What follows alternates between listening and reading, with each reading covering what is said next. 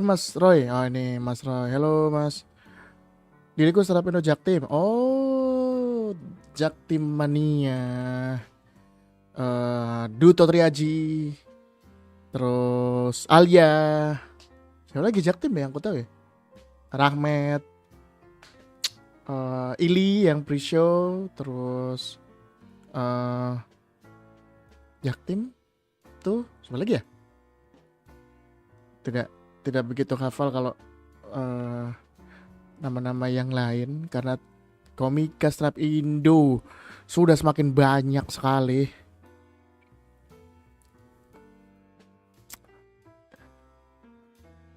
Oh ini Cikarang ya, sorry. Wah, berarti siapa di Japtim? Hmm. Halo Bang, izin belajar. Selamat datang. Hadir Mas Andras, mantap. Terima kasih buat yang sudah hadir. Kalau ingin bertanya silahkan taruh aja di kolom komentar. Kalau ada request bahasan apapun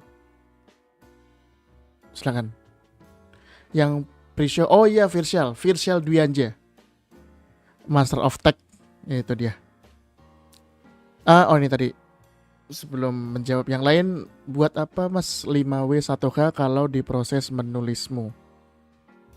Buat saya 5W plus 1H itu kan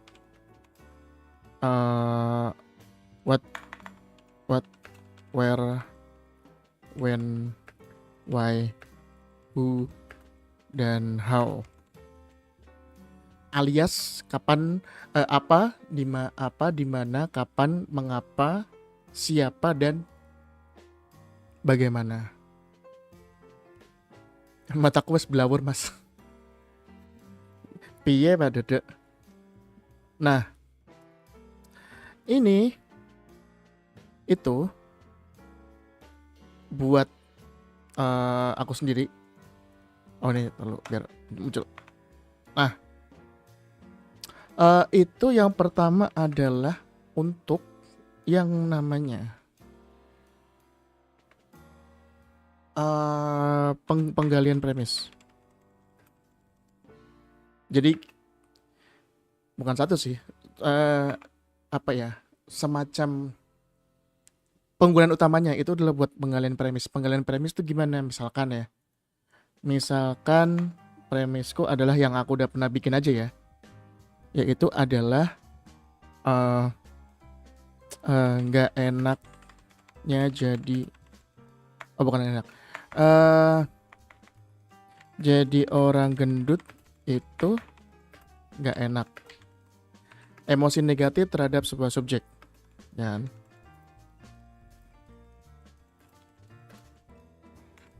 Ya dong.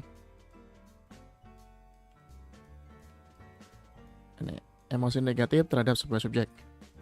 Jadi orang gendut itu nggak enak, premis.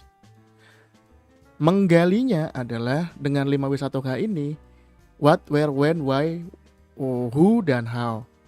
Jadi kita menanyakan apapun pertanyaan yang terkait dengan premis ini. Misalkan kalau saya, kapan momen paling nggak enak? Silakan, ini pakai when. Jadi orang gendut. When. Terus kemudian siapa yang suka underestimate orang gendut? Ini who. Terus gimana saya menyelesaikan problem ini? Ini how. Nah, terus what ya, misalkan apa aja momen paling gak enak,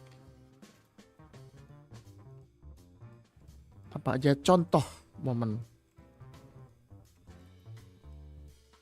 Ini what.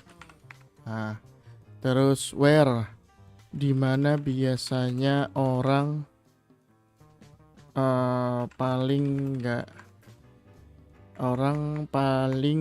gimana biasanya orang gendut paling tersiksa. Ini where, when, why. Terus kenapa jadi orang kenapa orang gendut selalu dipinggirkan? Why? Nah, begini kira-kira contohnya. Jadi buat penggalan premisnya adalah untuk mencari potensi atau mungkin memang ada kisah-kisah yang saya atau kita sebagai komika sering lupa. Jadi kita nanya terus saja. Bertanya, kapan ini, semuanya ditulis, kemudian siapa tahu nanti bakal ada pertanyaan-pertanyaan yang bukan pertanyaan, sorry. Akan ada jawaban-jawaban yang muncul dari sini. Misalkan ini ada materi saya yang soal susah dapat baju di e-commerce gitu. Nah, misal terus kayak kapan momen paling orang gendut, misalkan ketemu teman akrab. Karena saya ada materi di mana jadi orang gendut tuh semakin orang akrab tuh semakin kurang ajar. Kalau orang yang nggak terlalu akrab tuh fist bump. Kalau yang lumayan akrab tuh salaman tangan. Karena kalau yang terlalu akrab tuh kayak ini gitu. Itu jokesnya di situ. Itu dari momen dimana saya mikir kayak jadi orang gendut tuh ternyata nggak enak banget tuh kalau ada orang yang terlalu akrab gitu. Jadi suka dilecehkan. Gitu kira-kira. Apakah menjawab Mas Rafli? Apakah masih di sini? Gitu ya Mas Rafli ya. Semoga menjawab.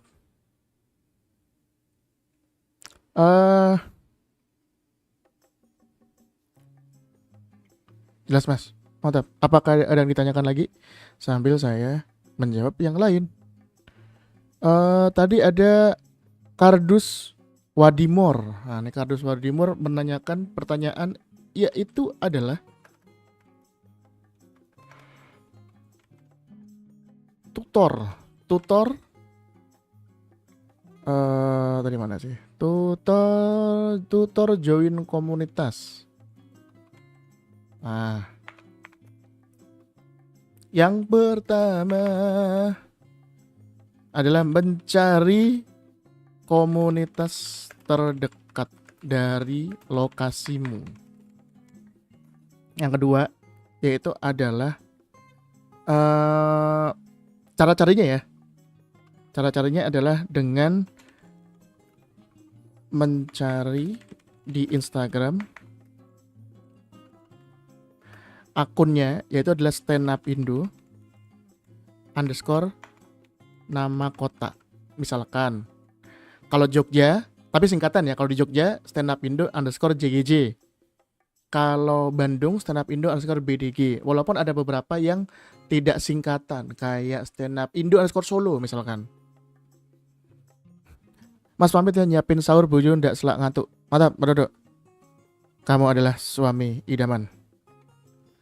Setelah dengan mencari setiap nama kota, bisa singkatan, bisa nama kotanya gitu. Jadi silakan dicari yang paling dekat. Atau lihat di website Standupindo, betul sekali. Kalau tidak nemu, silakan cari di website standupindo.id. Nih. Atau mencari di website standupindo.id. Nanti kalau di standupindo.id itu ada ininya dia ada kayak apa ya, maps gitu. Nanti bisa diklik-klik, cari-cari. Ada komunitas sekaligus tempat pembaik, betul sekali. Mas Wilda Winovan 246. Mantap. Yang menggunakan akun istri. Nah, yang kedua setelah udah cari, udah dapat, datang rutin ke acara komunitas, open mic atau sharing. Nah, terus kalau saya jujur waktu itu ya, So akrab sama anggota komunitas. Eh, dalam kurung tidak annoying ya. Maksudnya kayak berani aja dulu buat nanya, Mas gimana cara gabung? Mas gimana nih caranya biar aku bisa ikutan open mic dan segala macam. Nah kemudian rajin datang. Oh dia datang rutin, udah datang rutin so akrab. Ikuti peraturan komunitas. Selesai. Udah gitu. Tidak perlu memberikan surat keterangan keluarga miskin, tidak perlu memberikan ijazah, tidak perlu membayar 2 juta, tidak perlu. Tidak perlu. Gitu. Jadi begitu. Jadi langsung aja datang, belajar, ikut open mic rutin, nanti langsung jadi anggota komunitas stand up kota tersebut. Dan biasanya komunitasnya itu biasanya ramah. Jadi silakan datang saja ke komunitasnya. Kalau tidak ramah, langsung mengadu ke Pak Ajis. Nanti langsung ditindaklanjuti. Begitu. Ya. Semoga menjawab. Tadi dari Kardus Wadimor. Pertanyaan selanjutnya dari Yayalin.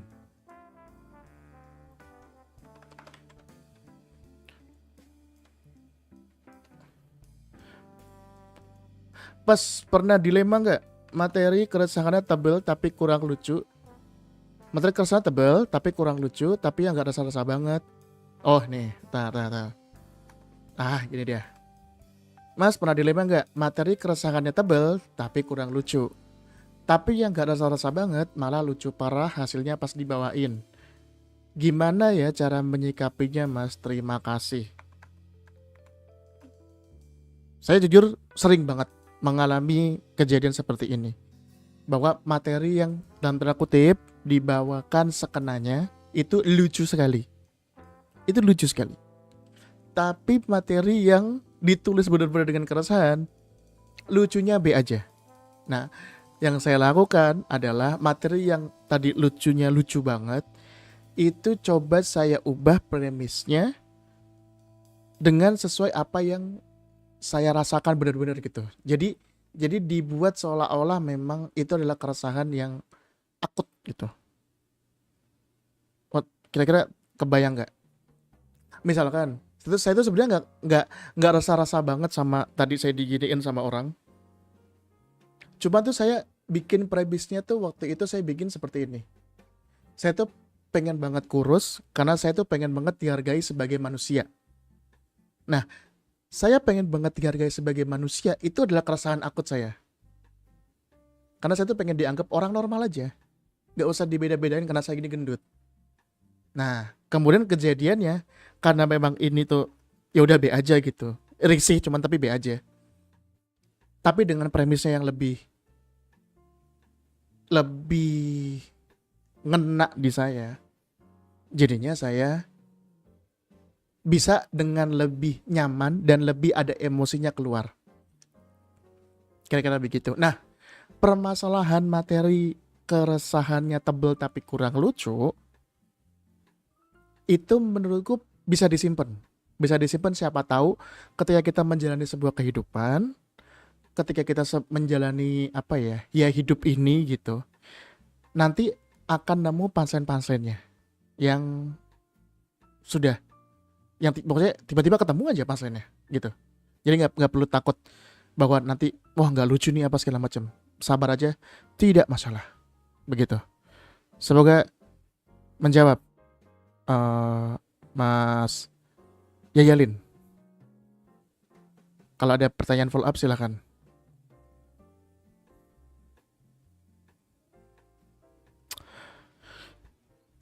Pertanyaan selanjutnya. Ini ada dari Seni 1823. Motivasi Mas stand up apa dan apa yang bikin Mas bertahan saat nggak lucu dalam waktu yang lama? Nah, ini sebenarnya sudah tak ceritakan di buku Playbook BSBB yang teman-teman bisa dapatkan di bsbb.fun. Yaitu adalah saya tuh untuk dapat momen lucu itu butuh waktu sekitar 6 bulan. 6 bulan itu dengan catatan tiap seminggu sekali saya open mic. Itu. Dan itu rasa nggak enaknya. Iya Allah. Beneran ngilu gitu. Apalagi pada saat itu tuh saya dapat di momen-momen di mana di komunitas stand up Indo Jogja tuh orangnya dalam tanda kutip itu-itu aja. Jadi saya dinotis, tapi dinotisnya kayak oh nih si Sunplus masih belum lucu nih, yang segala macamnya. Walaupun akhirnya kemudian saya dapat kesempatan buat belajar lebih intens dari program komunitas. Tapi motivasinya adalah pada saat itu, dan ini kebanyakan teman-teman di komunitas juga sama. Ada juga yang motivasinya seperti ini, bahwa ikut stand up itu untuk memperbaiki public speaking. Karena public speaking saya sebelum kenal stand up comedy payah. Sekarang kalau saya bisa nilai mungkin levelnya di angka 70-75. Nah, sebelum gabung komunitas, bahkan sebelum kenal stand up, saya mungkin di angka 20-15. Payah. Memang payah. Payah banget. Sangat payah. Sehingga motivasi yang saya yang saya tanamkan dalam diri ketika tidak lucu dalam rentang waktu 6 bulan itu adalah ya udah saya cuma pengen belajar aja. Masalah lucu apa enggak itu belakangan deh. Walaupun tetap sebel juga gitu bahwa kok nggak lucu-lucu ya, kok nggak kayak teman-teman yang lain yang udah cepet dan segala macam. Tapi ya udah, toh mulainya saya di stand up itu berbeda sama teman-teman yang memulai stand up, karena pada saat itu di stand up Indo Jogja banyak yang bermulanya dari sering MC, ada yang penyiar juga, ada yang mungkin sudah sering public speaking, ngomong di depan umum. Nah, sedangkan saya benar-benar nol. Benar-benar bahkan punya masalah komunikasi gitu. Sehingga memang apapun progres yang saya dapatkan di stand up itu bisa dibilang kalau sekarang bahasanya dirayakan lah. Momen-momennya dirayakan gitu. Jadi ya mungkin Kak Seni ini 1823 ini mungkin punya semacam apa ya, cara sendiri untuk memotivasi. Tapi kalau saya sih motivasinya selama ada progres itu perlu dirayakan. Dan gak harus gede-gede, yang tipis-tipis aja mah udah cukup. Gitu, kira-kira. Mas Eja, selamat datang Mas Eja. Mantap. Penjual nasi goreng Padang favorit. Kalau ke Jakarta, sebelum ada musibah itu saya selalu memesan si Gadang. Tapi kemarin waktu ke Jakarta tidak sempat karena pindah ke Blok M dan lumayan jauh. Kalau ke Jakarta lagi saya akan datang. Mantap Mas Eja. Wah, ini kayaknya ada terima kasih, ada yang mensawer, tapi nggak tahu ini sawerannya lagi error gitulah. Nanti coba kita cek ya. Kita cek. Ada dari pemain tenis amatir. Semangat bro, terima kasih. Pemain tenis amatir. Ini lanjut nih dari Kak Sedi nih. Mas, saya lucu di awal open mic tapi makin lama makin menurun rasanya. Pernah ngalamin gak Mas? Pernah sekali. Saya sudah 14 tahun mungkin. Karena saya dari 2012 Oktober, dan tahun 2026 ini saya 14 tahun. Saya ngerasa sudah mulai menurun itu ketika sudah dapat pencapaian pertama di stand up, yaitu adalah menjadi openernya Ko Ernest Prakasa show di Jogja, yaitu show Illuminati. Terus saya opener lokal, dan setelah itu tuh mulai menurun karena memang saya ngerasa saya tidak punya target. Jadi ketika ada pencapaian, ada dapat suatu pencapaian, ngerasa puas, terus kayak oke, what's next? Tapi yang saya rasakan pada saat itu adalah ya udah dapat pencapaian, udah syukur deh, alhamdulillah gitu. Jadi tidak muluk-muluk, sudah di English komunitas, sudah dapat panggung besar, sudah deh gitu.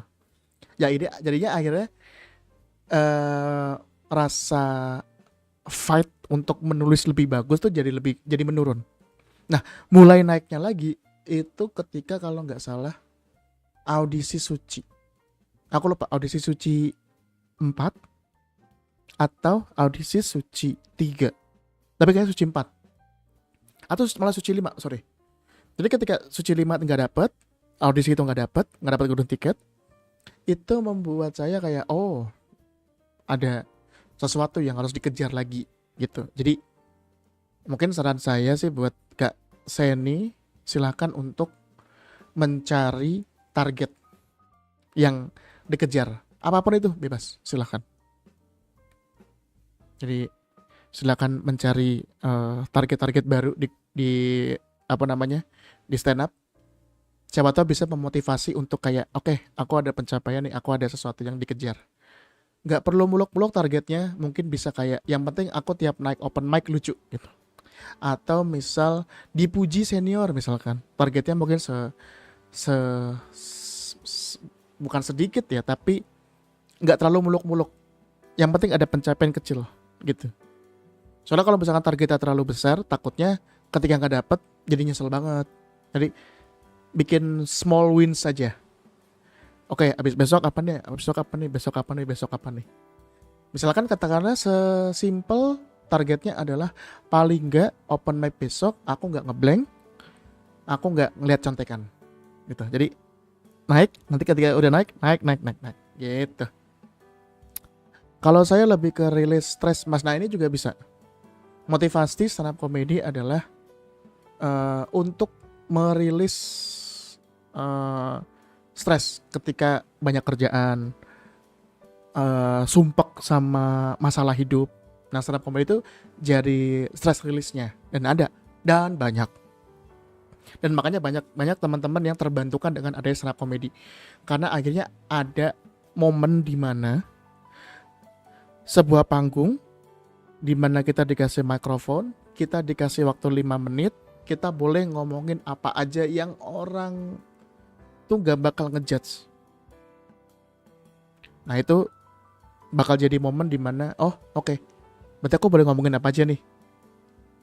Biasanya lega gitu. Begitu kira-kira. Apakah ada teman-teman lain lagi selain yang ingin memberikan pandangan lain gitu atau ingin bertanya? Tadi, ini sudah lumayan banyak yang tadi pertanyaannya ada 4, sudah ada 4. Terima kasih.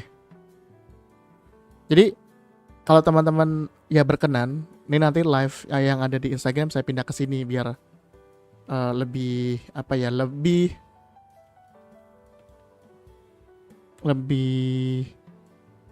tertata. Nah itu dia. Jadi kalau misalkan itu bisa di nonton ulang gitu. Wah, terima kasih Mas Eja, tiba-tiba menyawer. Ini saya agak bingung nih soalnya karena barnya biru ini tiba-tiba terisi lumayan banyak. Siapakah yang sudah menyawer? Terima kasih Mas Eja. Semoga rezekinya dilancarkan, semoga laris terus nasi goreng padangnya, dan semoga sukses untuk perjalanan stand up komedinya. Nah itu yang paling penting. Gitu, mantap. Masih aja. Gila, setara maraton nih di sawer segini banyak. Terima kasih sekali lagi. Nah, BTW, jadi melanjutkan tadi ya. Jadi live-nya ini itu diusahakan akan lebih rutin. Waktunya mungkin akan antara selama Ramadan ini dan setelah Ramadan. Selama Ramadan ini mungkin akan ada di waktu pagi atau di waktu menunggu berbuka atau di waktu malam. Jadi update-nya mungkin akan mencari di sela-sela waktu ini, karena niatnya adalah live ini untuk satu, saya lebih rajin nulis, yang kedua ada dokumentasi, terus yang ketiga karena saya penasaran sama live streaming itu. Jadi ketiga itu sih. Jadi berusaha untuk teman-teman untuk bisa ya mengikutilah perjalanan inilah. Begitu kira-kira. Sekali lagi selamat datang buat teman-teman yang masih menonton. Sudah menuju tanggal 22 Februari 2026. Ini mungkin sambil nunggu teman-teman, mungkin kalau ada yang mau bertanya, saya tuh lagi pengen banget nulis sih ini soalnya. Semoga nanti ada materi yang tercipta lah, entah dari live yang sebentar ini gitu. Jadi nanti mungkin live-nya sampai sekitar jam 12:30 kali ya. Oh ini, Lulu Lala, cara menentukan persona gimana mas? Oke.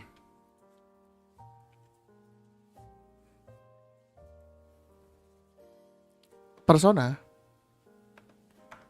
itu ada yang bilang persona, itu ada yang bilang karakter, ada yang bilang juga, karena ini asal katanya ya, yaitu adalah topeng. Adalah sebuah tampilan, atau bukan tampilan sih, sebuah, bilangnya apa ya? Ya karakter atau topeng lah, itu aja. Ngapain nyari bahasa yang lain. Persona adalah karakter atau topeng yang kita pakai di atas panggung supaya penonton punya punya bayangan tersendiri terkait kita itu orangnya seperti apa. Gitu. Bisa dari mana persona, karakter atau topeng ini dibentuk? Yang pertama, yang paling sering itu adalah dibentuk lewat materi. Ada yang dibentuk sendiri, ada yang dibentuk dari karakter asli orangnya. Kalau menurut saya sih ada 3 ini gitu. Maksudnya gimana nih? Dibentuk lewat materi, dibentuk sendiri, dibentuk dari karakter asli orangnya. Dibentuk lewat materi, jadi kalau teman-teman menulis materi yang jumlahnya sudah banyak, entah 5, entah 10, entah 15, atau 20 menit, setengah jam, kalau ada benang merah yang menyatukan dari materi-materi ini, biasanya itu akan jadi karakter kalian. Misalkan ternyata dari 30 menit materi yang dibuat, emosi yang sering muncul adalah pemarah. Misalkan, oke, berarti karaktermu adalah seorang yang pemarah. Oh, dari 30 menit materi yang dibuat, kamu selalu membahas soal fisik, misalkan soal gendut. Oke, mungkin berarti karaktermu adalah komika gendut. Atau misalkan kayak, selama 30 menit materi ini ternyata kamu adalah orang yang gak enakan. Berarti karaktermu adalah orang gak enakan. Ada juga yang dibentuk sendiri. Jadi memang disetting. Jadi memang kayak, ya udah, aku tiap naik panggung aku mau jadi orang yang lemes, orang yang tidak berenergi, orang yang cuek, orang yang satir. Ya oke, berarti itu karaktermu. Jadi emang disetting gitu. Walaupun mungkin orangnya ketika di bawah panggung tidak seperti itu. Sah. Ada contohnya, ada. Yang paling kita ingat sebagai penikmat stand up komedi di Indonesia adalah Bang Viko Fahriza di Suci 2. Itu Suci 2, Suci 3 ya? Suci itu ya, Viko di Suci gitu. Bang Viko di Suci. Oh, Suci 3, sorry. Suci 2 kan Gilbas sama Gia Pamungkas. Suci 3 Viko sama bukan Ari Keriting. Ya, juara suci 3 siapa? Vico sama lupa aku. Kok lupa ingatan. Nah, nantinya Bang Vico di Suci 3 itu dibentuk sebagai orang yang apa namanya, dalam tanda kutip ya, bodoh, terus imajinasinya liar, absurd. Nah, itu dibentuk. Ketika Bang Vico keluar dari Suci, dia ngerasa bahwa persona dia di Suci itu tidak sesuai dengan apa yang dia tampilkan di bawah panggung, sehingga banyak menerima kebingungan dari para penonton bahwa oh, aku tuh pengen nonton Vico yang di Suci, kenapa Vico yang di luar Suci tidak seperti Vico di Suci. Nah, itu dibentuk sendiri. Babe, almarhum Babe, itu dia. Kenapa lupa? Bodoh. Nah,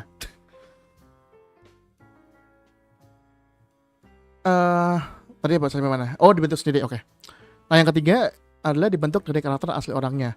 Jadi memang kamu menyadari bahwa kamu orangnya A, kamu orangnya B, kamu orangnya C, itu yang ditampilkan di atas panggung.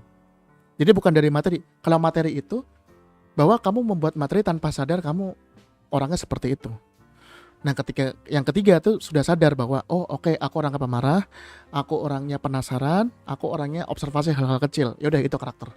Itu persona yang dibawa ke atas panggung.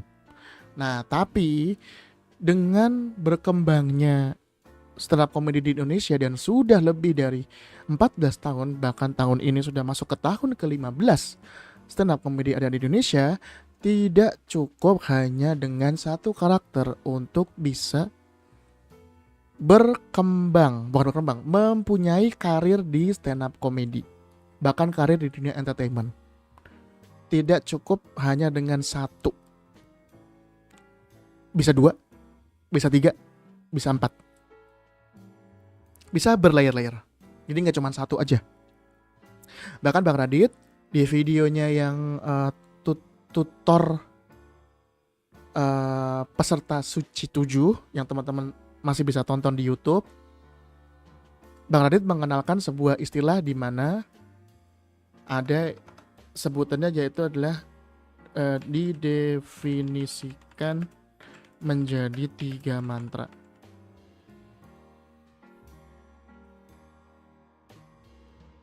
Dari Bang Raditya Dika. Walaupun di beberapa kesempatan ada beberapa yang mengemukakan bahwa sudah kurang relevan gitu, karena ya itu tadi mungkin berlayer-layer dan segala macam. Jadi ini tuh hanya penyederhanaan saja untuk teman-teman yang emang berniat untuk lebih serius dalam stand up comedy. Karena sifatnya 3 mantra ini untuk diferensiasi. Misalkan katakanlah, kalau tadi materimu hanya seputar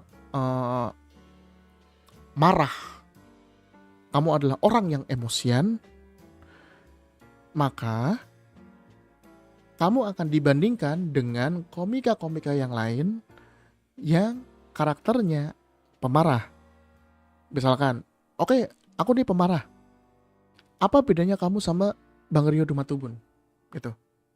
Apa bedanya kamu sama Bang Rigen? Itu. Apa bedanya? Nah, kemudian kenapa ada definisi 3 mantra ini untuk menjadi pembeda di antara orang-orang ini. Jadi nggak cuman misal kalau nggak salah ya, jadi bukan cuman sifat, bisa pekerjaan, status, terus kondisi fisik,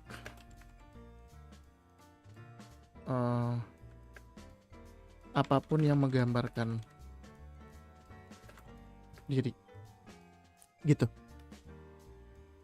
Jadi banyak yang kalau zaman-zaman mungkin ya 2020, 2021 abis Covid, itu banyak yang mulai mendefinisikan karakternya sebagai aku adalah ojol gitu, aku adalah freelance gitu, aku adalah apa segala macam. Jadi karakternya sudah mulai dibangun. Tapi kalau hanya ojol aja, ya tidak bisa berbuat banyak juga. Karena yang ojol banyak, ojol jadi komik banyak. Jadi nggak cuma sekedar ojol aja, harus ada yang lain. Gitu. Jadi mendefinisikannya sebagai 3 mantra. Misalkan kalau yang waktu dicontohkan ya, misal Coki Anwar itu adalah orang kuat, tolol, songong, gitu. Misalkan kalau ini pendapat saya pribadi ya, maksudnya kalau mungkin kata emang tidak sesuai ya, mohon maaf sekali. Tapi maksudnya kayak ini yang saya lihat aja, mungkin tidak sesuai dengan apa ya namanya, real life-nya seperti apa gitu. Tapi semoga kebayang ya. Nah, Coki Anwar tuh kuat, orang kuat,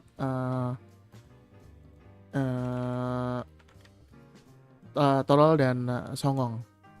Terus misalkan kayak siapa lagi ya komika Indonesia? Mungkin ada teman-teman boleh kasih ide siapa yang komika yang mungkin kayak ini, kalau ini siapa mas, ini apa mas gitu. Sambil nanti cari yang kita sambil jawabin yang lain. Mas, apakah boleh karakter dicampur-campur? Misal di beat 1 marah, di beat kedua jadi sedih dan seterusnya. Marah dan sedih tuh soalnya bukan karakter. Marah dan sedih kan emosi. Karakter tuh pemarah. Gitu. Apakah pemarah bisa sedih? Bisa aja. Apakah orang yang gampang sedih bisa marah? Bisa aja. Tapi karakternya apa? Gitu.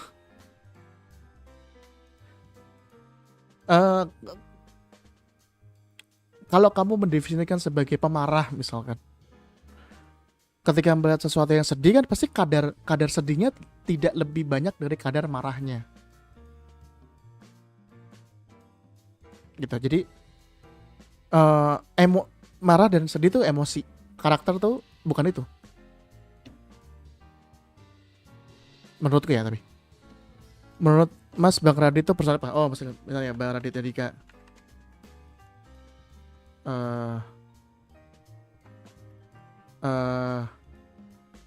Bapak, seorang bapak, oke, bapak muda, bapak 2 anak, terus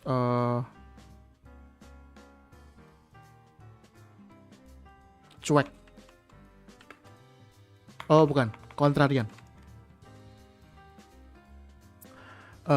sama satu lagi penggerutu atau mungkin ekspresif kali ya. Nah itu. Nah tapi seperti pertanyaannya tadi ya, cara menentukannya persona, fungsinya apa sih sebenarnya persona ini? Untuk apa? Untuk fungsi persona untuk melihat sebuah fenomena. Fungsinya menurut saya paling utama, dan yang paling utama adalah ini.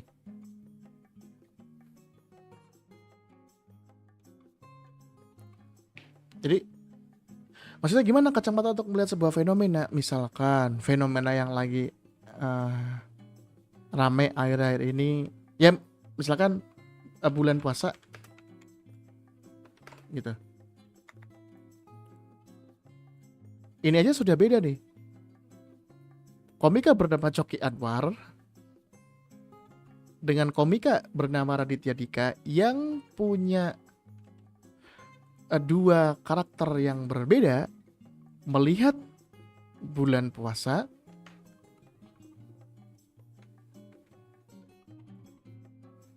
ya. Coki Anwar, Raditya Dika melihat bulan puasa dari 2 sudut pandang orang yang mempunyai karakter yang sangat berbeda. Ini bisa jadi potensi materi yang berbeda juga. Misalkan Coki Anwar, orang kuat, tolol dan songong melihat bulan puasa. Misalkan bulan puasa ngomongin soal wartakjil. Misalkan Cara menggunakannya gini, bisa orang kuat melihat war takjil. Kalau diserobot ibu-ibu berani ngelawan, nah kan? Orang tolol war takjil, eh, war jam 7 malam. Apa yang war? Ngapain? Songong, orang songong melihat war takjil, merasa bisa mengalahkan barnya ibu-ibu. Nah, tapi kalau ini kan hanya satu layer saja, satu layer persona yang bisa dipakai. Nah, Mas ini nanti live-nya di save nggak? Insya Allah di save dan bisa ditonton ulang di YouTube. Begitu Mas Zaldi Yusuf dari BDG atau Bandung. Kita kembali. Nah, fungsi persona adalah kacamata untuk melihat sebuah fenomena. Nah, fungsinya persona ini juga bukan cuma satu layer atau 3 mantra ini tadi yang di awal tadi yang kita bahas. Itu bukan cuman terkait dengan satu layer aja, bahwa bisa dikombinasikan. Jadi bukan cuman orang kuat, tolol dan songong aja, tapi bisa orang kuat dan tolol melihat fenomena. Orang kuat dan songong melihat fenomena. Orang kuat yang tolol dan songong melihat sebuah fenomena. Jadi bisa kombinasi. Silakan ya. Kita kombinasi 2 gitu misal. Orang kuat dan tolol melihat sebuah fenomena war takjil, jadinya kayak apa? Misal orang kuat dan tolol, misal diserobot ibu-ibu yang dimarahin yang jual. Kuat dan tolol.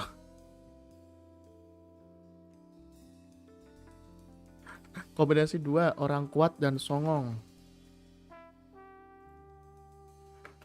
Diserobot ibu-ibu, jawabnya jumawa. Wah, bisa.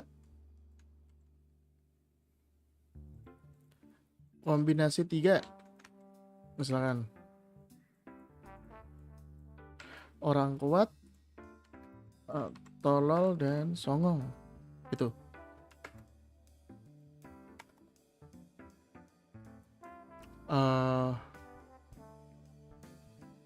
Misal ketika war takjil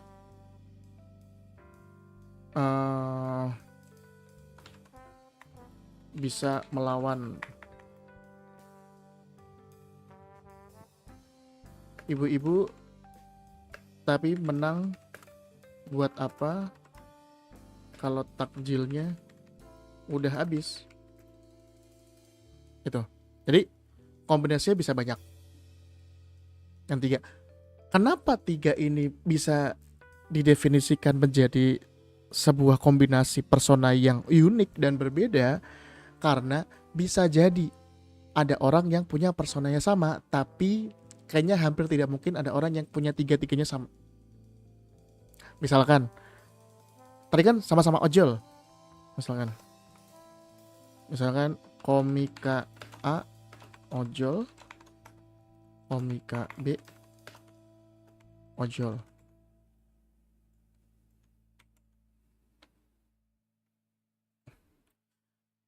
Apa yang membedakan antara komika dan komika B? Masih belum beda. Misal kamu adalah komika A. Kalau kamu cuman ojol, kamu beda sama komika B apa? Masuk di sini. Mungkin dia komika ojol yang penakut. Nah, komika B mungkin ojol tapi pemberani. Misal, nah ini udah 2 yang beda nih. Ketika memandang misal diskon Grab apa namanya akhir bulan, ini kan bisa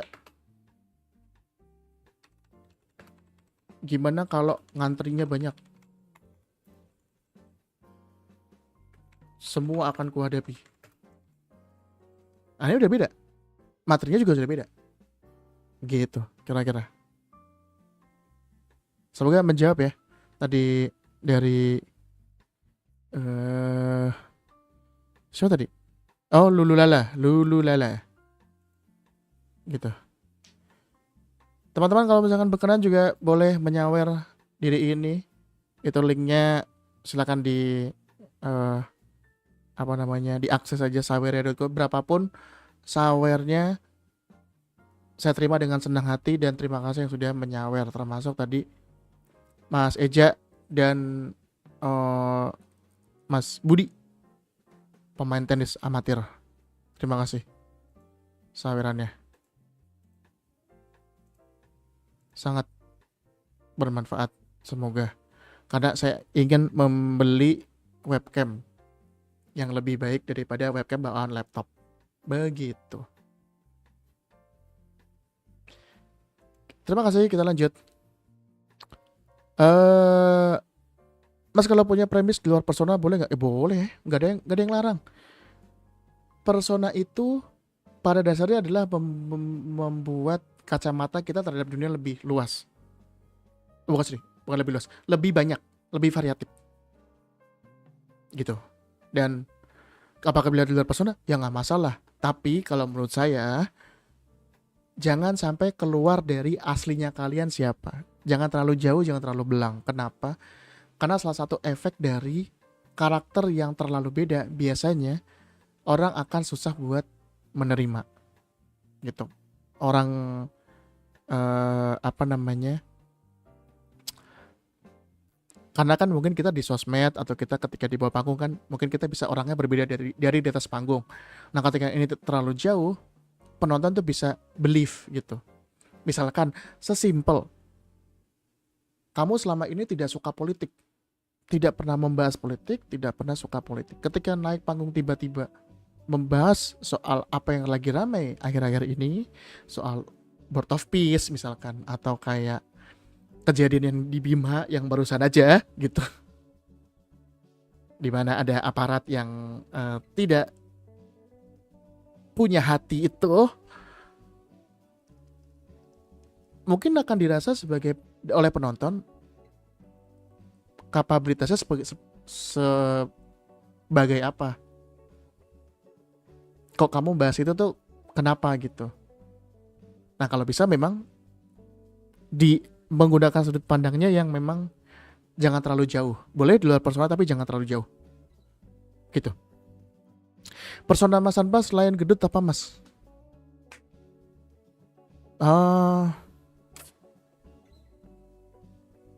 Emosional mungkin. Perasa ya, maksudnya kayak terlalu merasakan itu, sama mungkin apa ya? Oh, ini pengurus komunitas, itu dia persona saya yang mengantarkan saya bisa mendapatkan golden ticket di Suci 12. Itu adalah pengurus komunitas. Selama open mic apakah selalu materi baru atau materi lama kadang dibawa juga Mas? Nah, pertanyaan yang menarik.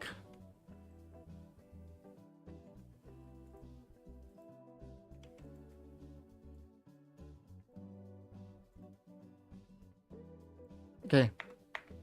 Jawaban saya, materi lama dibawa yang belum solid. Gitu. Materi lama yang belum terlalu solid. Itu saya bawa lagi untuk memastikan kalau ini emang beneran lucu. Ketika sudah lucu, ya sudah. Udah. Akan saya bawakan dalam occasion tertentu saja, misalkan ngejob. Atau saya punya setlist materi yang ada jokesnya itu jokes materi lama saya, itu biasanya kan saya ulang. Tapi utamanya adalah saya ngetes materi baru. Jadi kalau secara perbandingan mungkin ya kalau saya ya sifatnya tuh 80% materi baru, 20% materi lama belum terlalu solid. Catatannya ini ya.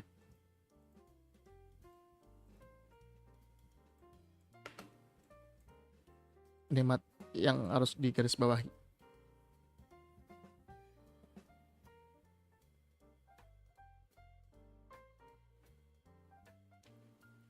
Gitu. Kenapa 80% materi baru? Ya karena memang tujuan latihan yaitu latihan adalah membuat materi baru dan dicoba yang sudah ditulis.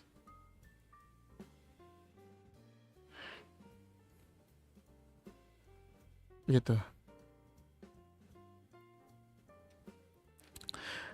Ini semoga menjawab ya dari Johan Duranes. Semoga menjawab.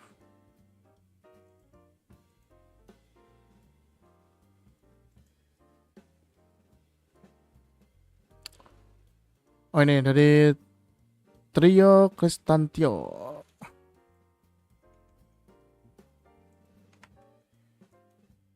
Pertanyaannya adalah, Bang, kasih contoh membuat satu bit dari awal premis sampai jadi punchline berdasarkan keresahan.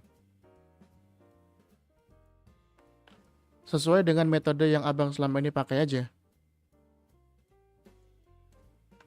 Oke. Karena saya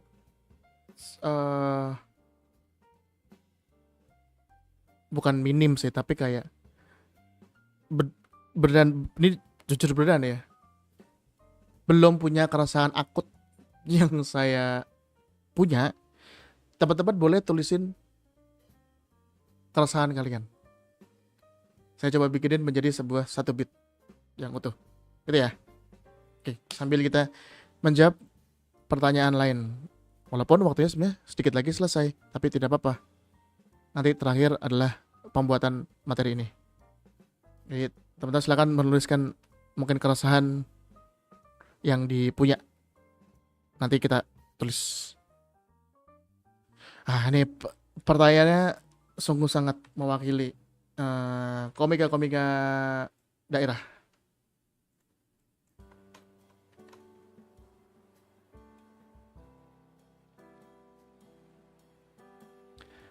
Mas, kenapa komika daerah suka susah nembus ke nasional?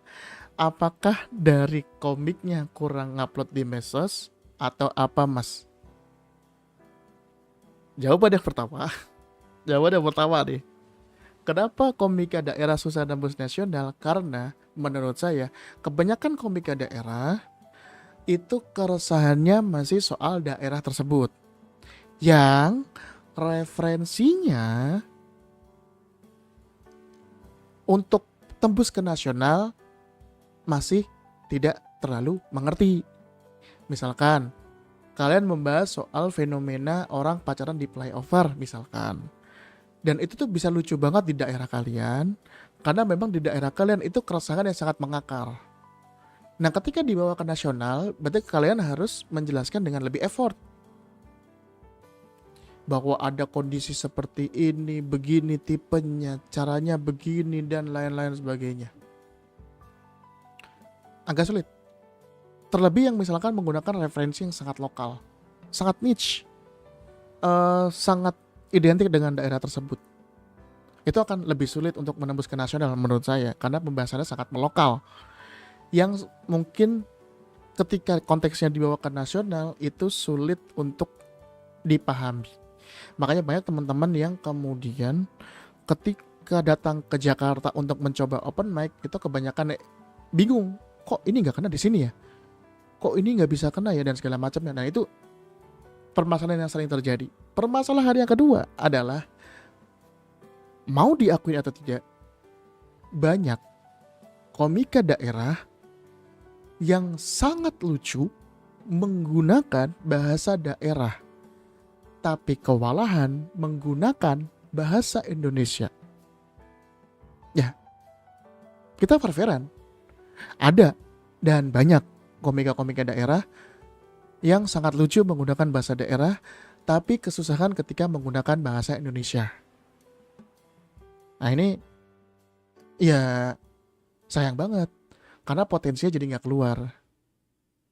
Apalagi teman-teman yang ngerasa, oh aku butuh platform suci nih, aku butuh platform, misalkan pada saat itu ada somasi di Publisher. Ya ketika bahasa saja sulit diubah, ya potensinya yang jadi nggak bisa keluar, sayang banget gitu.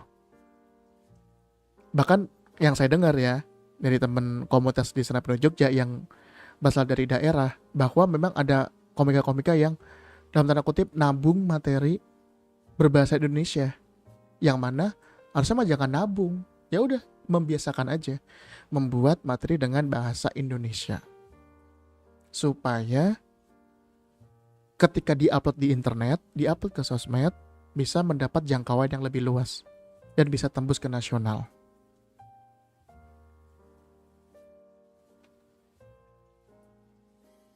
Gitu. Terus kalau misalkan apakah dari komiknya kurang upload di medsos, ini juga bisa jadi solusi. Bahwa memang banyak komika-komika yang jarang mengupload video stand-up-nya di medsos. Salah satu alasan paling klasik dari komika yang tidak mau mengupload materinya di sosmed adalah takut materinya banyak nonton, mas. Takut materinya nggak bisa kepake lagi. Ya Allah, yang nonton videomu cuma 600, cuman 1000. Siapa yang bakal nonton? Kenapa takut sekali? Aku ngambil satu contoh. Materi Shanghai-nya Mas Panji Pragiwaksono itu sudah diupload ke media, kalau nggak salah ya, diupload ke spesialnya. Ada beberapa potongan yang ada di sosmed, tapi sering dibawain di korporat dan tetap kena-kena aja. Apa dong? Terus bahwa sekelas Mas Panji aja masih menggunakan materi yang sudah diupload ke internet. Kenapa? Gitu. Kenapa harus takut? Kecuali kalau memang materinya bahaya. Itu udah beda konteks. Sudah beda konteks.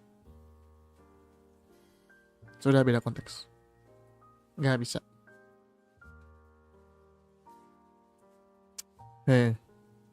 Sebentar ya.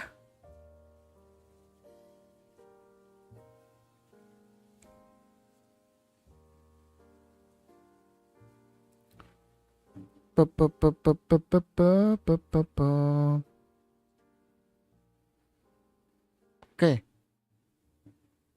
Ini sudah ada nih. Terus satu contoh keresahan kenapa sih cewek-cewek kalau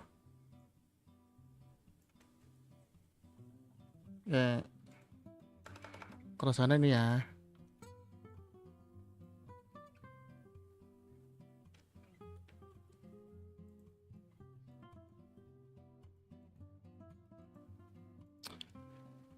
Kenapa cewek-cewek kalau ditanya sama cowoknya susah untuk bilang jujur, malah jawab terserah aku, nggak apa-apa. Padahal kalau bilang jujur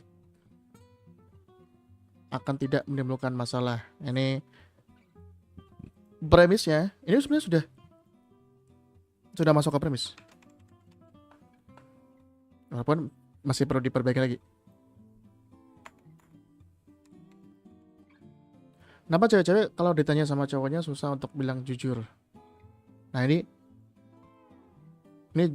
jujur buat apa?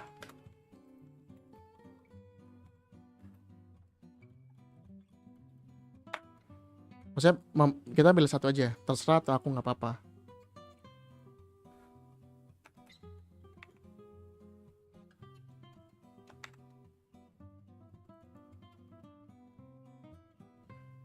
Tidak akan. Nah ini tadi salah satu contohnya kenapa komika daerah susah untuk menembus ke nasional, bahwa saya yang mengalami di komunitas stand up Jogja sendiri, bahwa ada beberapa komika dari daerah tertentu yang memang susunan katanya ketika menulis dengan bahasa Indonesia sering terbolak-balik. Gitu, tidak sesuai dengan kaidah SPOK. Jadinya susah untuk sedikit dipahami oleh penonton. Gitu. Karena susunan kalimatnya yang acak. Sedikit acak. Begitu. Kenapa cewek-cewek kalau ditanya sama cowoknya agak susah untuk bilang jujur?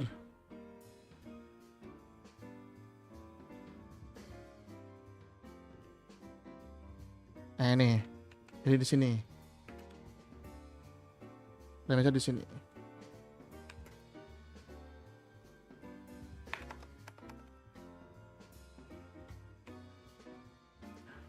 Setup.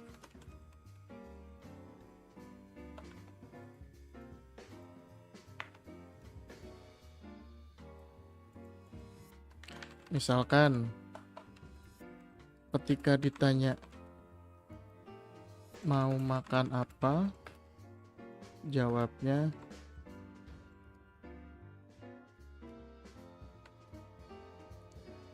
terserah. Kan jujur aja bisa. Misalkan, kan jujur aja bisa. Oh, misalkan lagi.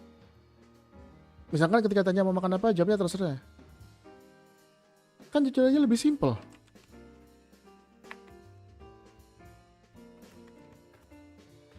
Mau makan apa?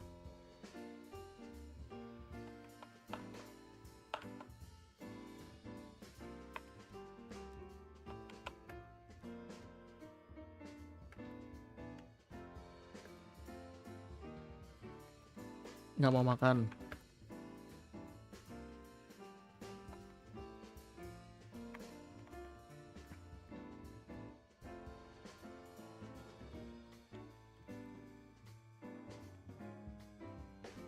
Kalau sama yang bilang jujur sama kalau bisa aja bab. Simple. Punchline. Nah, jadi setup kan membangun asumsi. Misalkan ketika tanya mau makan apa, jawabnya terserah. Kan jujur aja lebih simple. Mau makan apa, jawab aja nggak mau makan. Nah, ini kan asumsinya bahwa ini kita membangun asumsi di mana bahwa kalimat ini tuh, kan tadi kan ini ya. Kenapa cewek-cewek kalau ditanya sama cowoknya tuh susah untuk bilang jujur? Padahal kalau bilang jujur tidak akan menimbulkan masalah. Ini kata kunci di sini. Tidak akan menimbulkan masalah. Jujur aja, nggak nimbulin masalah kok. Misalkan mau makan apa, jawab terserah. Kan jujurnya lebih simpel. Mau makan apa, jawab aja nggak mau makan.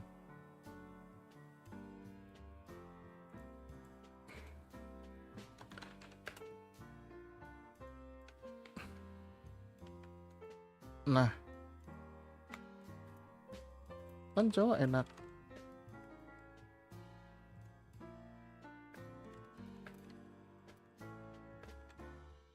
Ah,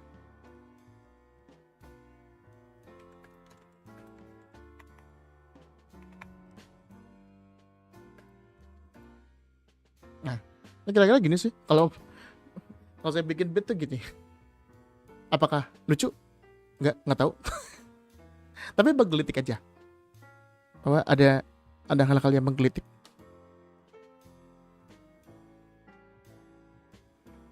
Lain cerita kalau jujurnya pas ditanya mau makan apa dijawab anak monyet baru masalah. Nah, itu bisa.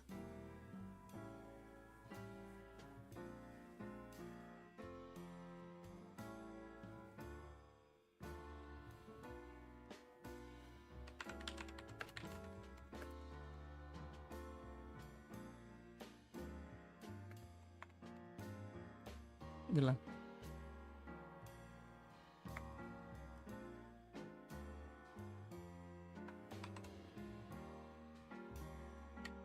Nah, ini. Jadi sebuah beat. Kenapa cewek-cewek kalau ditanya sama cowoknya tuh susah untuk bilang jujur? Padahal kalau bilang jujur tuh ya nggak akan menimbulkan masalah, beneran deh. Misalkan ketika ditanya mau makan apa, jawabnya terserah. Hah? Jujur aja, mau makan apa? Jawab aja, nggak mau makan. Nah, cowok kan enak, kan tinggal bilang kayak yes, nggak perlu keluar uang. Nah, timbul masalah baru. Menggelitik kayak di kepalaku lucu. Apakah ini lucu di open mic? Belum tentu. Harus perlu dicoba di open mic. Begitu.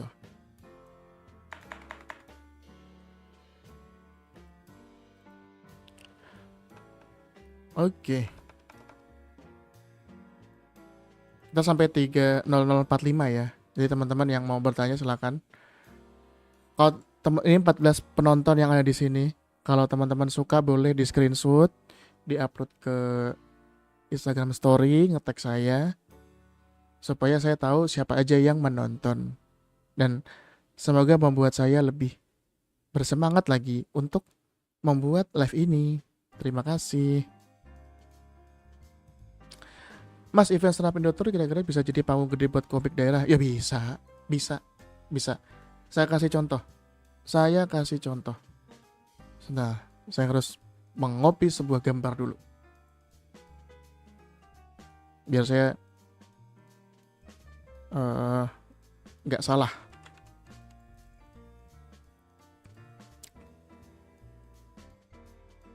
Nah,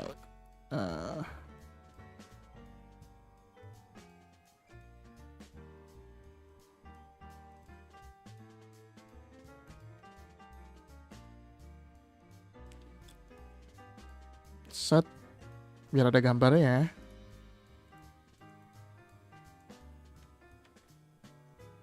Nah,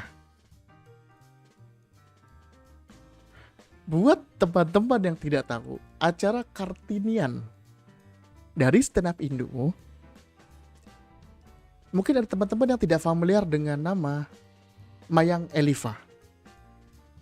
Mungkin teman-teman tidak begitu familiar. Mungkin ada banyak juga kayak Resti Natasha ini siapa, Ili Aprilian ini siapa. Tapi setelah nanti ada pre-show Suci, teman-teman akan familiar dengan dua nama ini. Tapi nama Mayang Eliva ini hanya sedikit orang yang tahu. Hanya komunitas stand up Indo Jogja dan sekitarnya yang mengenal perempuan ini. Kenapa nama ini bisa masuk ke acara stand up Indo? Jujur, hanya karena dia tampil di acara komunitas stand up Indo Jogja yang bernama FON akhir tahun 2025. Jadi kalau jawabnya kayak, bisa jadi panggung gede nggak buat komik daerah? Ya bisa. Kalau nanti stand up Indo Tour datang ke daerah kalian, kemudian ada komika daerah yang tampil di situ dan bisa memukau orang-orang yang ada atau perwakilan stand up Indo yang datang ke daerah tersebut, bukan tidak mungkin nama kalian akan diperhitungkan untuk naik di panggung-panggung besar stand up Indo. Salah satunya adalah Mayang Eliva ini.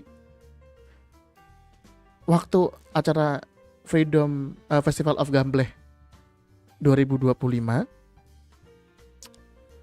Mayang Eliva tampil dengan memukau, dinotis oleh Pak Ajis, Ko Erwin, dan tim, dan langsung diajak ke acara Kartinian. Simple banget. Bukan gak mungkin, akan sangat. Kalau tampil dengan bagus, akan jadi omongan buah bibir. Gak mungkin. Gak mungkin gak. Tips riffing mas. Kalau gak salah nanti akan tayang salah satu contoh riffingnya yang saya lakukan beberapa waktu lalu dan ada videonya. Jadi nanti dilihat aja kontennya ya, Mas Johan Duranis. Iseng nanya aja mas. Oh ini dari Mas Aldi. Coba kita copy dulu biar kita bisa ngeliat.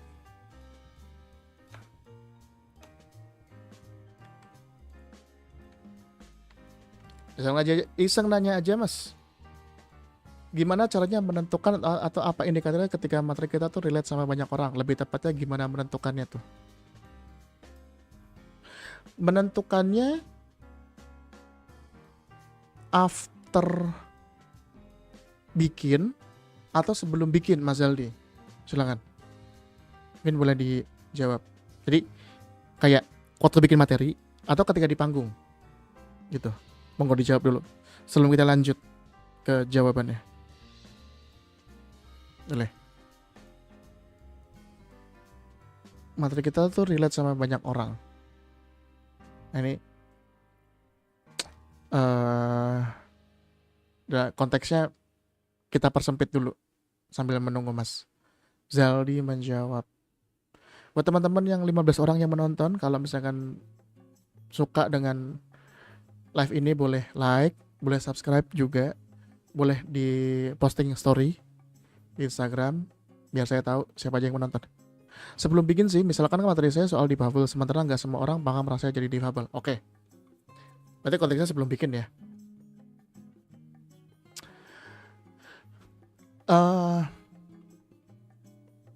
Boleh nggak coba tulis keresahannya Mas Aldi soal ini kayaknya susah deh untuk orang-orang relate. Itu boleh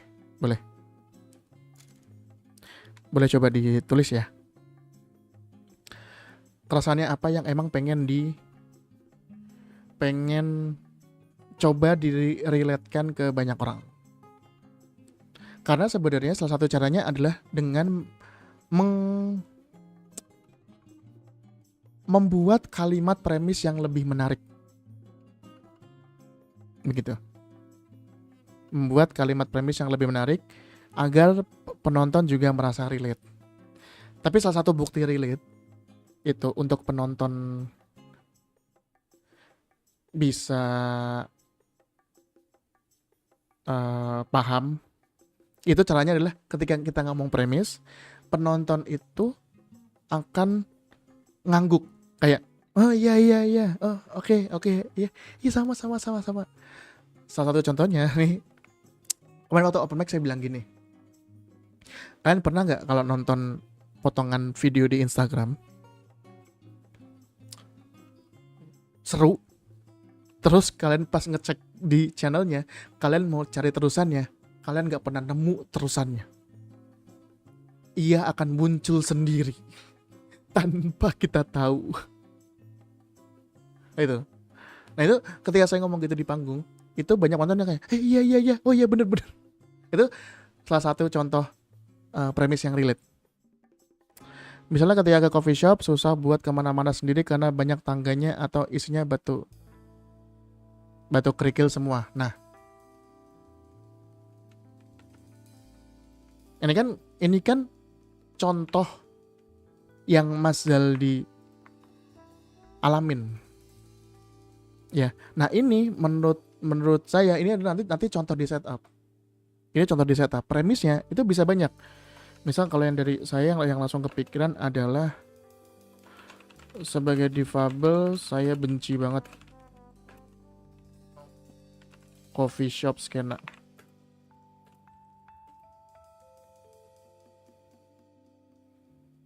Saya nggak benci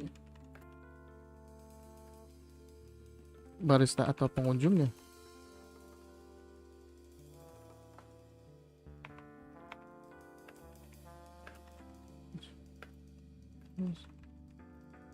Sekarang kalau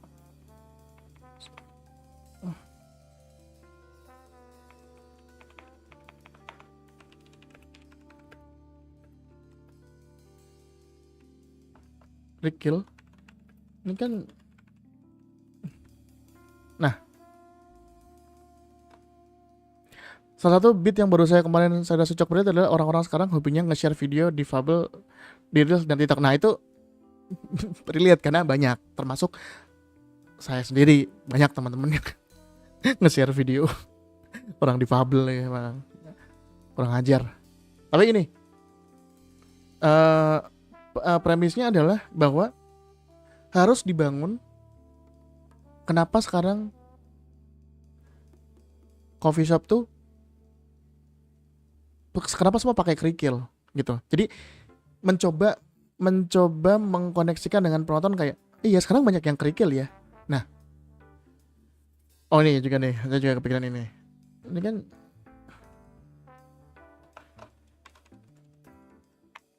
orang bilang kerikil coffee shop kan menyehatkan, bisa nongkrong sekaligus terapi kaki. Tuh kan.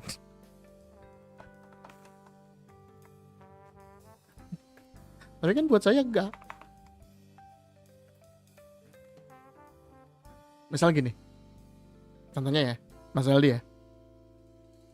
Ini bisa dipendekkan lagi sih, tapi tidak berbicara soal keakuan dulu, gitu. Jadi generalnya dulu aja.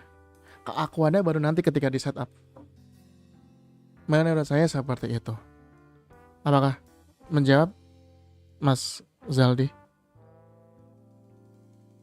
Kira-kira menjawab nggak? Maaf ya kalau tidak menjawab.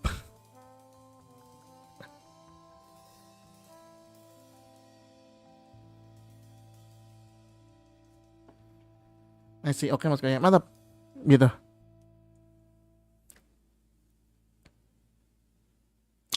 Baiklah, terima kasih buat teman-teman yang sudah bergabung 15 orang. Semoga live-nya bermanfaat. Ini nanti akan dibikin universal dulu ya pengalamannya. Betul sekali, Mas Aldi. Jadi semakin orang mengerucut, baru kayak jadi kayak membuat orang penasaran kayak kenapa benci coffee shop yang ada kerikilnya gitu. Orang-orang tuh pada suka tuh kafe yang ada kerikilnya, saya enggak tuh. Atau kayak mungkin kayak di sini siapa yang benci sama kafe yang ada kerikilnya? Tanya, Mas benci kenapa? Masih mending mas. Saya nih loh, saya pakai kursi roda nih, bla bla bla bla bla bla. Bisa juga dipadukan dengan riffing. Gitu. Gitu aja. Terima kasih. Semoga bermanfaat. Selamat menunaikan ibadah puasa buat yang menjalankan. Kita ketemu di live selanjutnya. Semoga bermanfaat dan selamat istirahat. Selamat berpuasa. Itu aja. Terima kasih.